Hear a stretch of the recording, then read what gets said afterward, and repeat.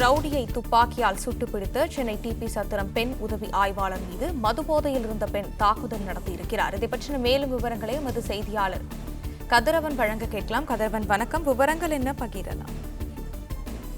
DP சத்திரம் காவல் நிலைய எல்லைக்குட்பட்ட பகுதியில இளம்பெண் ஒருவர் மது போதையில தனது 6 வயது குழந்தையை அடித்து துன்புறுத்துவதாகவும் அரை நிர்வாணமாக நின்று கொண்டு சாலையில் செல்லக்கூடிய பொதுமக்களை தகராறில் ஈடுபட்டு வருவதாகவும் அவர் தெற்கு சென்ற பொதுமக்களை தாக்குவதாகவும் காவல் கட்டுப்பாட்டு அறைக்கு தகவல் கிடைத்திருக்கிறது. அதன் அடிப்படையில் டிபி சத்திரம் காவல் உதவி பெண் ஆய்வாளர் கலைச்செல்வி அந்த சம்பவ இடத்துக்கு சென்று அரை நிர்வாணமாக இருந்த அந்த பெண்ணை அருகில் இருக்கக்கூடிய பெண்களிடமிருந்து உடைகளை வாங்கி போற்ற ட்ரை பண்ணி அந்த குழந்தையை பாதுகாக்க முயன்றார். அப்போது அந்த இளம்பெண் காவல் உதவியாளர் கலைச்செல்வியை பிடித்து தாக்குதல் நடத்தியிருக்கிறார். இதில் கலைச்செல்விக்கு முகத்தில் நகைக்கிறர்கள் மற்றும் வீக்கங்களும் ஏற்பட்டிருக்கிறது.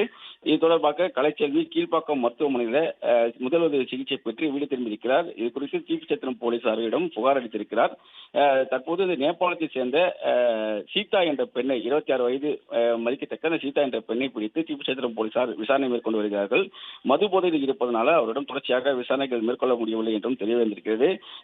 தாக்குதலுக்கு உள்ளான இந்த உதவி ஆய்வாளர் பெண் உதவி ஆய்வாளர் கலைச்செல்வி சமீபத்தில் ரோஹித் என்ற ரவுடியை துப்பாக்கியை சுட்டு பிடித்த பெண் உதவியாளர் என்பது குறிப்பிடத்தக்கது.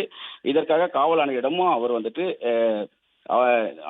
அவர் பாராட்டுகளை பெற்றிருந்தால் தற்போது இந்த பெண் உதவியாளர் தான் அந்த சீதா என்ற இளம்பெண் தாக்குதல் நடத்தியிருக்கிறார். மது போதையில் நிதானமின்றி தகராறில் ஈடுபட்டு அரைநிறுவனமாக நின்றதாலும் அவருக்கு உடைகளை கொடுத்து அந்த குழந்தையை காப்பாற்ற சென்ற போது இந்த உதவி ஆய்வாளர் மீது இந்த தாக்குதல் சம்பவம் நடைபெற்றிருக்கிறது. தொடர்ந்து டிபி சத்திரம் போலீசார் இது குறித்து விசாரணைகளை மேற்கொண்டு வருகிறார்கள். விவரங்களை வழங்கியமைக்கு நன்றி கதிரவன்.